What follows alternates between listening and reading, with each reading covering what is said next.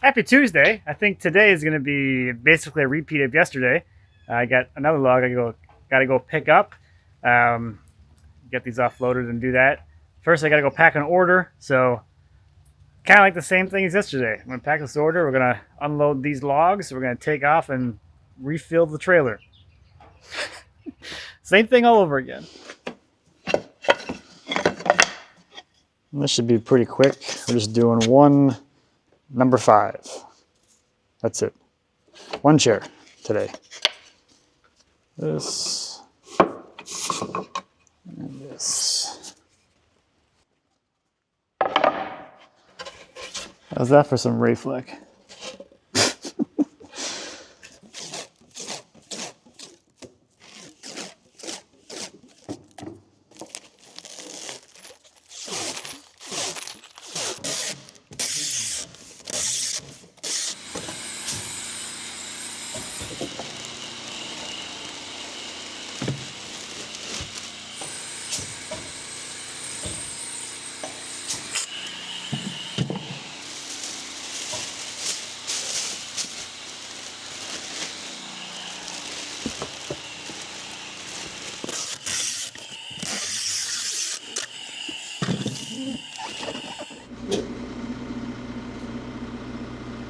Yeah, there's a center of mass.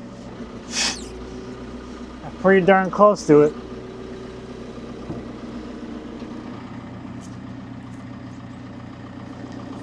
Oh boy. Oh!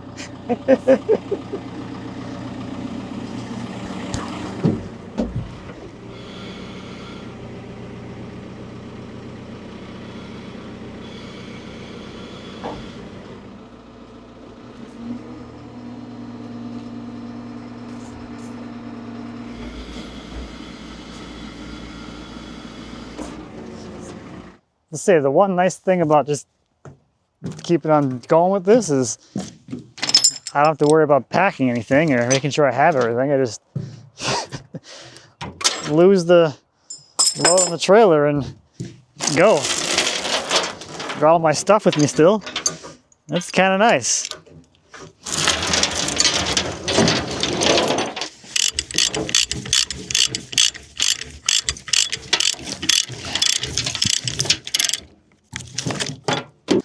All right, let me just let this person know that I'm on my way, and we can take off. Looks like we're going to be looking at or picking at whatever 30-inch diameter ash by 14 feet long.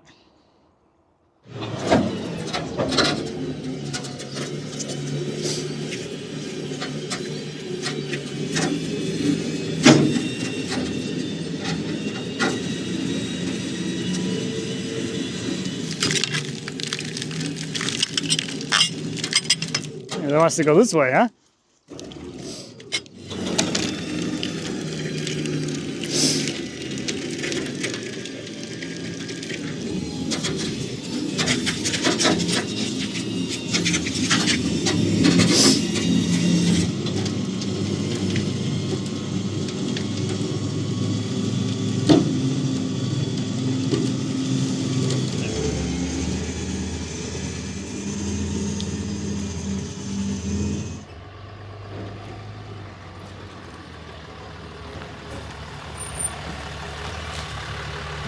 Well, happy Wednesday. It's kind of a damp, cold, gross day out here today. Got a little bit of time, so at least I'm gonna get this thing off the trailer, and I want to get some of these logs cleaned up, weighed, and put away. One log.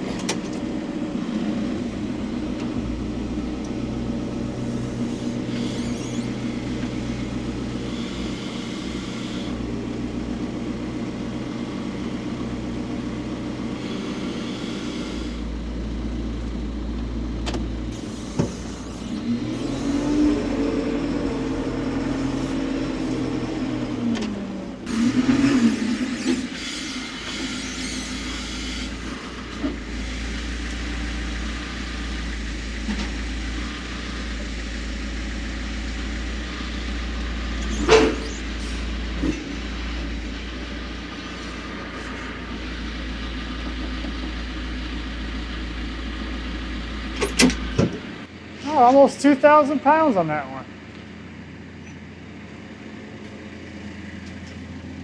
1936 for that first one I loaded 2 days ago. It probably weighed almost 2,000 pounds before I trimmed that part of the crotch off.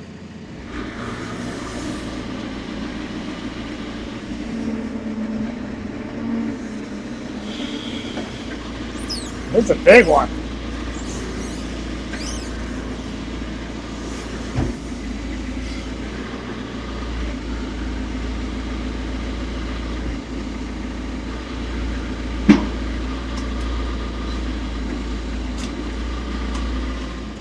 $4,000 on that one. 4,212 for the bigger one that I loaded. So that full load 2 days ago was 6,000 pounds, 3 tons.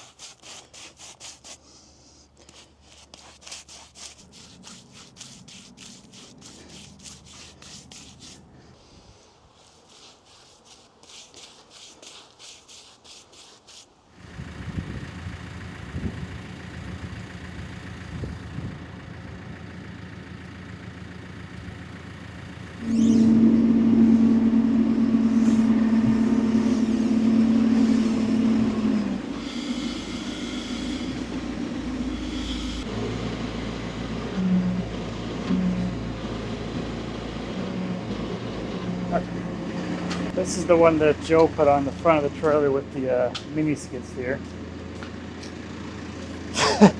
That's a lot more than I thought this thing was going to weigh. 1878. Whew. Chunky. If you haven't noticed, it's a new day. I didn't get very far out here yesterday. I didn't get out here till like 3 o'clock. That's kind of how the days go for me sometimes. I get stuck at my desk for most of the day and only end up out here for like an hour. Anyway, this is leaving soon, today, in about an hour. Actually, no, it's probably like 45 minutes now. So I think we'll get this put away. We'll get that one weighed, cleaned up, and put away. And then I gotta pull that tarp off of that vacuum cleaner. So it's ready to go for when Austin gets here to pick it up.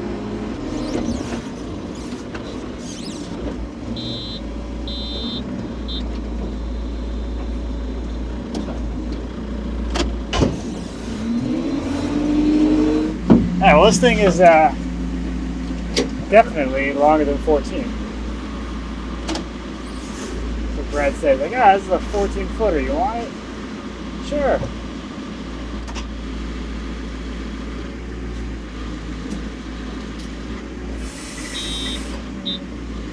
Things I do because you guys like data.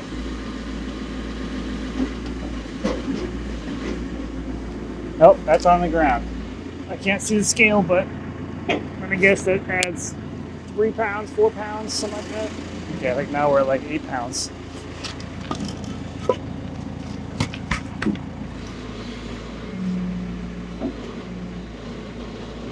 Nice.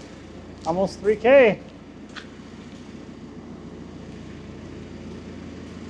27.94. Well, minus those, whatever those blocks were. 14 feet is back here. 15 feet. 16 and change. Everyone was like, Matt, why'd you build your trailer only 12 feet long? You can only pick up 12-foot long logs. False.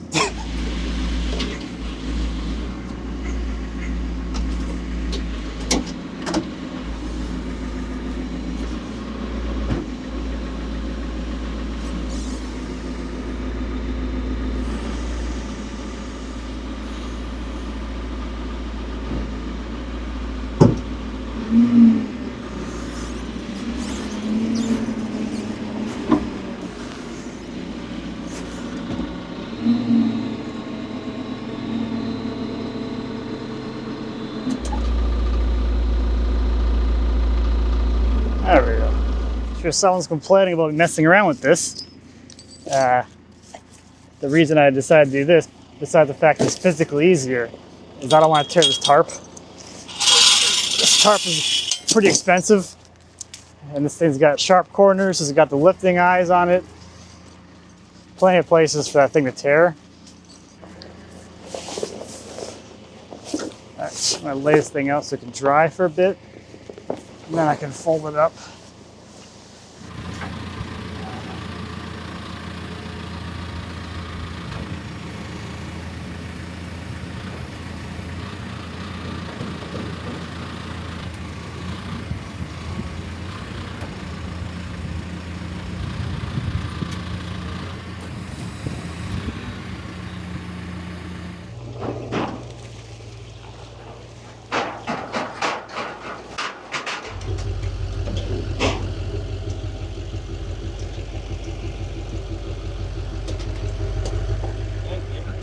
There, right?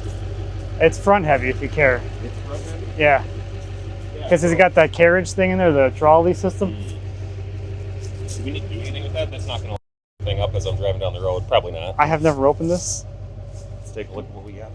So, you know, like the transporter, you don't open the package. You gotta hear this whistle. There could be anything in there. I don't even know. Dude, Matt might have put some shit in there for you. Oh yeah. I think it's fine, right? Yeah. No, this will be easy. All right.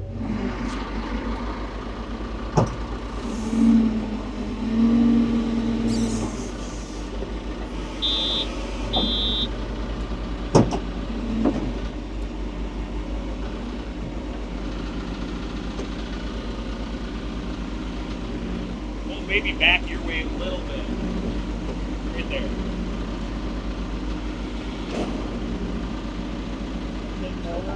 There we go.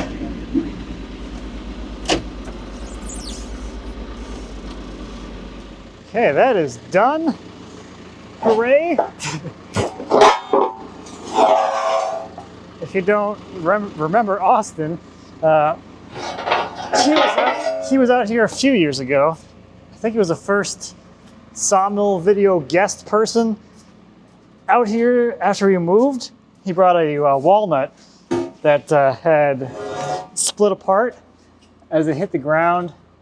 We put the two halves back together, ratchet strapped it, and then soldered slabs out of it. So that was cool. That the buyer ended up being him.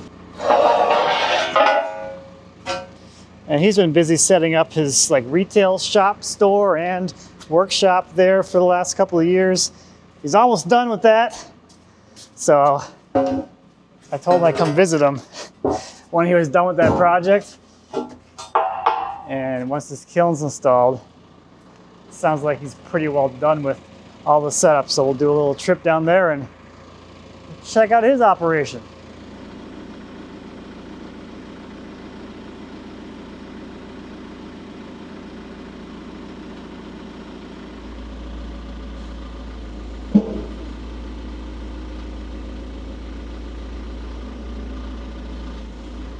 My jacket off of there. 4250. Wow.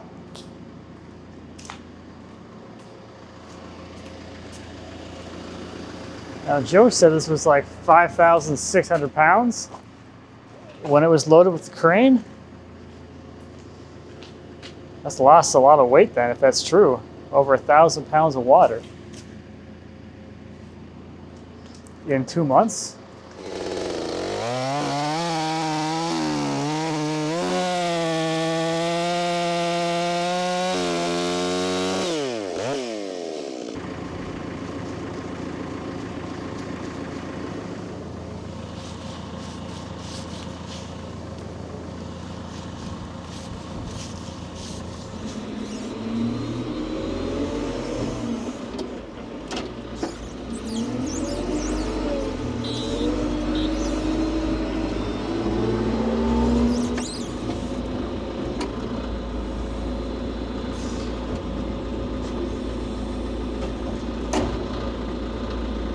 Okay, before too much time goes by and I forget all my thoughts on this thing, the surfacing stuff for people concept, or whatever you want to call it, experiment, discovery session. So kind of just to backtrack a little bit, what I was trying to do is kind of see what it's like to have someone else's stuff in here that's being surfaced, and a few different cases for that. So in that case with Ryan's, it was something that was particularly big. It was 5 feet wide, which is wider than most of the stuff that I've been doing for myself. Most of the things I have here are going to be around 3 feet wide. So what's it like being, using more of the full bed width? Is there anything weird with that? And then actually even more greater than that is, what can I expect for what comes in the door as far as the flatness or the amount of material I need to remove to actually surface that thing for that person? I know for me, most of my stuff is pretty darn flat to begin with, so I'm not taking a lot of passes, and that just means like how much time I'm going to be spending to actually surface these things. That's what I'm trying to get to, is like that rough number of, okay, you have something this big, it's going to take this much time, and it's either, however I end up pricing it, it's either going to be flat rate or hourly. If you're doing hourly, you got to have some ballpark idea to give them an estimate of how long it's going to take, so they don't get surprised at the end of the process. So a few things, additional things that I learned, I guess, with this, doing that much epoxy. It's a lot more work, it's a lot more hassle, it's going to take more time. So one of the biggest things I learned was that I can't take as deep of a cut with that much epoxy, because these shavings end up being kind of like wiry and big, and they really clump together like some kind of noodle, and then they get sucked up into the dust hose, and then the smallest area that these things would pass through is going to be the bottom of the cone at 6 inches, and that thing gets too balled up as it's dropping out of the cyclone. It gets hung up in the bottom of the cyclone, clogs the cyclone, and then starts backing up the whole system. So I can't do as deep of a pass with that much epoxy, because of the dust collection is the limiting factor there. I have to go half of the normal pass that I would do on just wood. So that's something that I would have to keep in mind if I'm telling someone that's coming in with a big epoxy table about the pricing, or how it's going to affect the price of all of that. Now, another thing specific to epoxy flattening is the waste. Now I have all this to deal with. So this is another really good piece of data to be able to see, like, okay, now I have these 2 bins, and I think probably like this much in here. Let's just call it both of these. Both of these completely full of epoxy shavings that then I need to dispose of, bag them, and put them in the trash. If I'm surfacing something that's wood, that's not really a big deal, because this bin I can just dump in the woods, and there's no disposal fees or effort as far as the disposal goes. There's no time involved with disposing of all of the shavings. So that's something else that's a good piece of data. This is a lot of plastic to get rid of now. So just overall a good way for me to get a good gauge on how much time an entire job is going to take, both the time you see and the time that you don't. So my wife was an attorney, they would call that the unbillable hours, the unbillable work that they do on a day-to-day basis that they're not actually making money on. That's going to be cleanup, and well, there's a lot of cleanup. So there's that side of things. As far as like the overall workflow time on the machine, that tabletop took about an hour per side to surface, and then I had about 3 hours into the whole thing, loading, unloading, and flipping the whole slab over and doing all that. So as far as my time is concerned, I got 3 hours into it already, and I haven't disposed of the shavings quite yet. So now I know at least if I need to do a 12 by 5 epoxy tabletop, I'm going to have at least 3 hours into surfacing that. Again, depending on how much material I have to remove. That's the one thing with epoxy, is that if you don't overfill the whole thing, as it cures, it shrinks. So it will shrink below the surface, and you have more wood to get down to full epoxy. Another thing that you have to consider too is how flat is their formwork. Ryan's was pretty good, but there was a bit of there's a belly in his form, or in whatever is supporting his form. So the ends kick up a heavy, I don't know, 16th, almost an eighth. So that's another thing. How perfect is the material coming in the door from somebody else that you have no control over, and how long is it going to take to buzz that down? So I feel like I have a good idea now between like the stuff I do, what I would call like normal slab stuff, and then people doing, tabletops. Just so you guys have some numbers, this machine can do a bit over 6 feet wide and 18 feet long without having to adjust anything. So I could do something much bigger, but that would probably take me half a day easily to do a tabletop that is the full capacity of this machine. One last thing, which you get some machine time, you kind of figure out what's not working. This mast is absolutely great. It's fantastic compared to how it was before, but one issue is that the electrical cord gets caught up in the dust collection the hose, as you're kind of coming back across somewhere in here. Like right around here. If you're trying to come back this way again, it gets kind of tangled and caught. So in reality, that mast should be mounted on this side of the control box to get the electrical cord completely away from the dust collection hose and its, in basically the entirety of his travel. So if I can get it more over here, that would be a lot better. So anyway, those are just some, I guess, rough thoughts on this thing. I like to think about stuff, so having experiences allows me to think through whatever. All right, so that's the end of the day. It's already Thursday. Tomorrow might be a log pickup again. I don't really know. All right, it kind of sounds like that pickup is not going to happen. I haven't heard back about it, but I know that Joe has those couple more logs, and he just texted me, said he's got more that he added to the pile, so I think we're just going to take a ride up there and grab something from his log yard. I got to make a few phone calls first, so I'm going to take care of that, and then we're going to head out of here. This call is recorded for quality purposes. Thank you for calling Wood-Mizer, proudly building portable sawmills in the USA since 1982.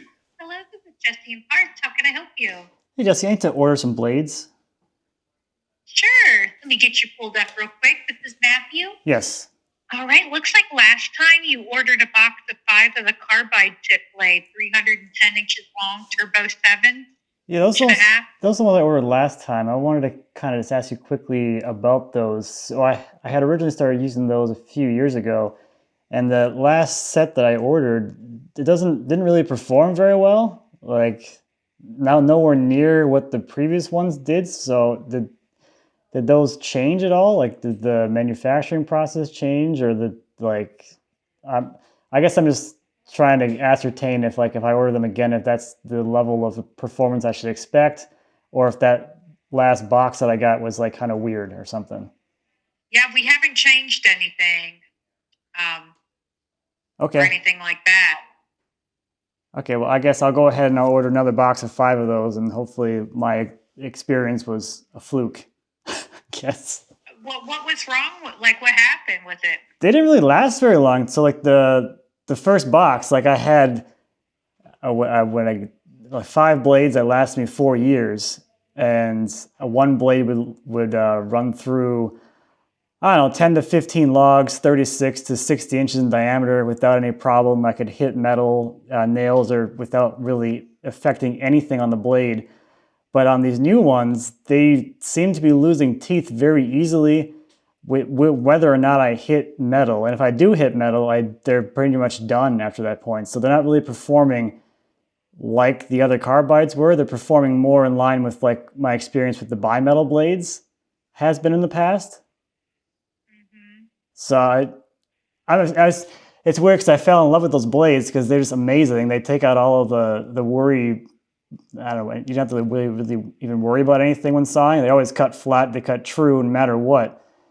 to go from that experience to now going back to having to worry about, is this blade going to be able to make these cuts flat every single time, is a little bit of annoying, but hopefully it's just some kind of weird thing with that last batch. Hopefully, because usually they do very good. I mean, all of our blades don't fare well with hitting metal. We suggest getting the cheapest blade possible if you think you're going to hit metal. I used to do that, and the problem with that is you hit metal and the blade's done, and then you end up ruining the cut as well. But those first set of carbides, they would go through any metal. I've cut through my entire side stop on my saw and still finish cutting that log, and then cut another log after that, still perfectly flat cuts. So that was the experience I had with them originally. So that's kind of why I went to that. I'm like, I'm only going to use carbide now because it performs so amazingly well, but I'm kind of back to the same point as they're performing as well as like a cheaper blade, which is, I don't know, not as cool. Well, yeah, I'm not sure. Yeah, let us know how these go, because we haven't changed anything. Okay, yeah, because I'm about to put my 5th blade on now, and I've only cut 12 logs. Let me ask a quick question real quick. Sure. All right. Yeah, I was just talking to one of the techs. He said one blade should do around 8 hours of sawing, maybe 8 to 12 logs. Yeah, I'm not. In between there. Yeah, hitting metal, he said, could, Yeah, I get that. It's kind of a various thing. I just thought it was weird that I had, like, you could cut through nails as much as you want, and you still have teeth, and it's still cutting flat. And then now it's just like you hit anything, and it's like, okay, the blade's done now. And so that's kind of the experience I've been having with them, I guess. Okay. Well, we'll watch this one closely. But yeah, he said at least 8 hours of sawing. Yeah, I'm not getting anywhere near that. Even if I'm sawing clean stuff, I'm not even getting that. So, yeah. Anyway, let's go ahead and we'll get in my box of 5, and hopefully it's back to normal, I guess. Okay, and if not, save these blades, and you can send them back if we're having issues, and they can do some tests on them. Okay. Quality control. Sure. Okay. All right. 12.17, and my last one was 11.44. So it's gone up $75 for a set of 5 in 6 months. Anyway, so hopefully that's just a weird fluke on that last set, because this is not the kind of blades that I want to be running. Whatever I had before, whatever they were making those blades out of, or however they were making them, was nothing like I've been experiencing.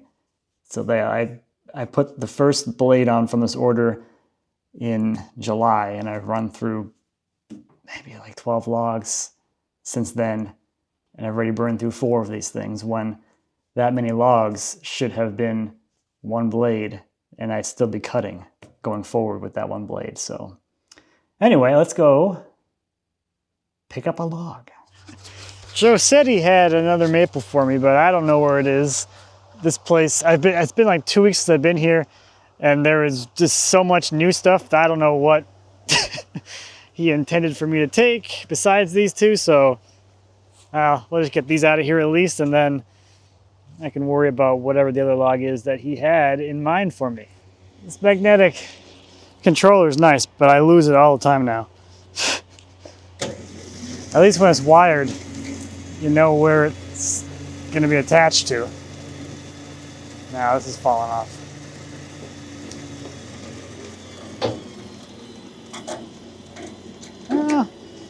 It's got some bite. It's a nice thing about the chains is they'll actually bite.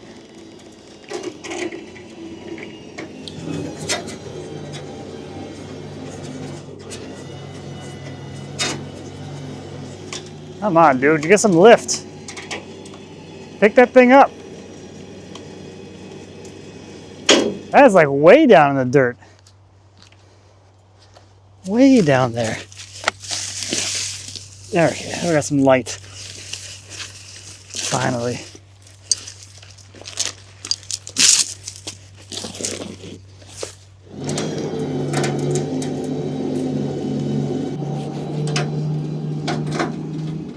This thing is stubby. Oh, it's like a triple crotch thing. Oh. That is different than I thought. I thought it was just this 2 crotch thing, but this is 2. And this was 2. It's a crotch monster. My favorite.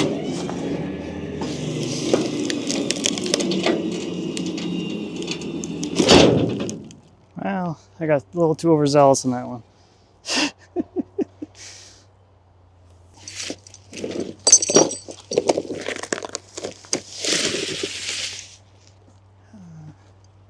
That's good. I should pull it backwards a little bit first.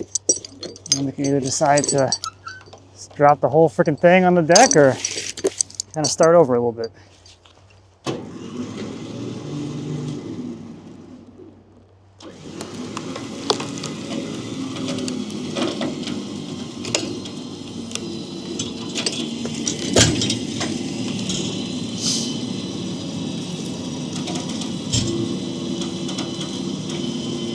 Yeah, better than I thought, actually.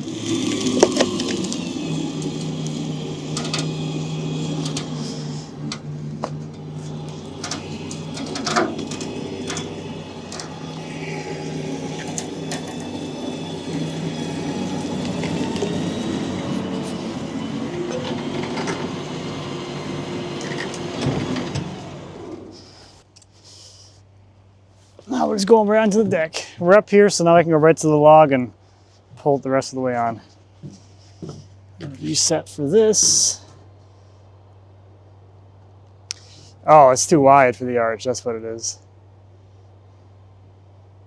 Okay, well, I got a chainsaw, so I think we'll just trim it. I think both of those areas are going to be inconsequential. So we'll go a little snip on the crotches there and suck it the rest of the way on. I'm just going to cut it all off of here and then suck it the rest of the way on.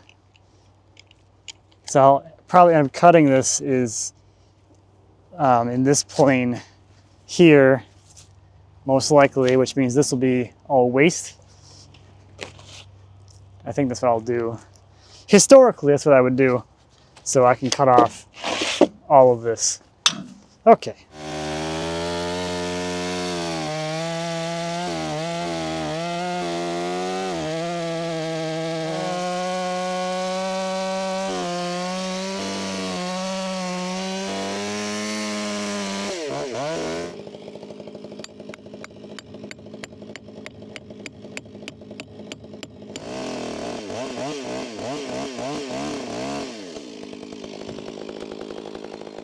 I'm going to go ahead and suck this one over here while the winch is hooked up to the arch. It technically doesn't really matter that much, but I'll get it over here before I re-rig things.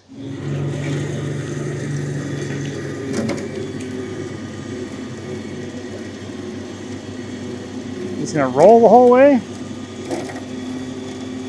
I mean, whatever. Really? That's what you're gonna do? Roll completely over? Alright, whatever, dude. Whatever you want.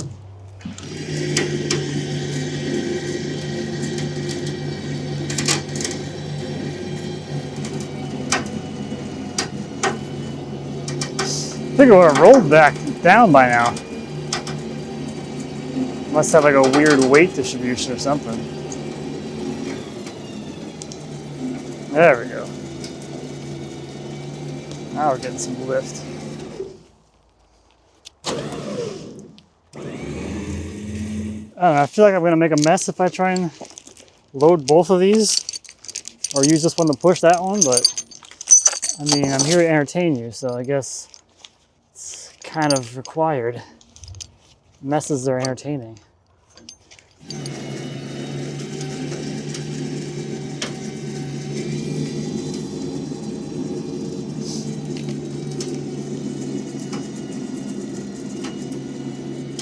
Yeah, why not? Why not do this?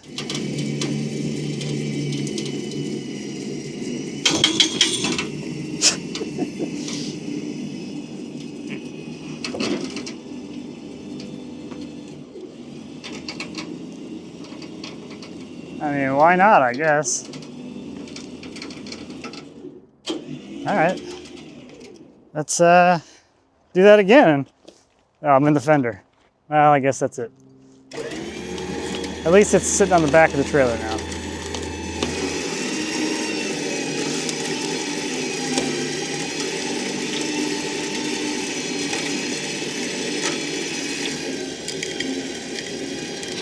Oh, good. Sideways.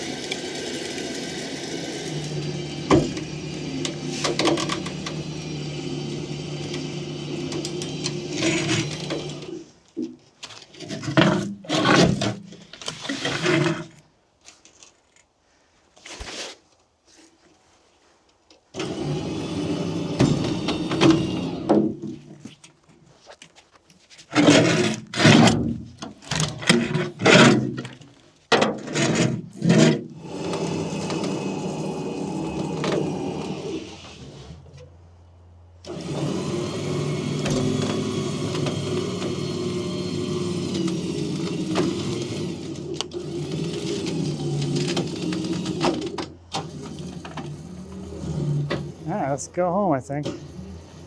So I talked to Joe because he was pulling in as I was leaving. And apparently when he says the grapple truck grabbed it, that means that the grapple truck took it to the dump instead of what I thought was the grapple truck took it from the job site to his yard. And that's why I was going to his yard and not the job site. But because I already had those to pick up, it didn't really make a difference. But no, I've emptied the queue of logs from Joe. So that's where that's at. This is where I'm going to end this one because I'm going to be jumping back into making sawmill videos next week anyway. So it seems like a good place to kind of transition things out of this vlog, not daily thing, but weird things happen behind the scenes. After reading the comments that you all have left over the years, it's pretty clear to me that a lot of you only follow me here and only see fully produced content that I produce here on the YouTube channel, and you don't see any of the other behind the scenes stuff that happens on my social media. So this is sort of a way to fill in that gap in case this is the only place that you see me. So let me know what you think about these. If you probably have already. The first one of these, cleaning out the driveway after the summer sawmill session, is going to be posted tomorrow as I'm recording this. So that's how big the queue is on content right now. So that is going to do it for this one. Thank you as always for watching. I greatly appreciate it. If you have any questions or comments on, I can't even remember what I did in this video, please feel free to leave me a comment. As always, I'd be happy to answer any questions you might have. And until next time, happy woodworking.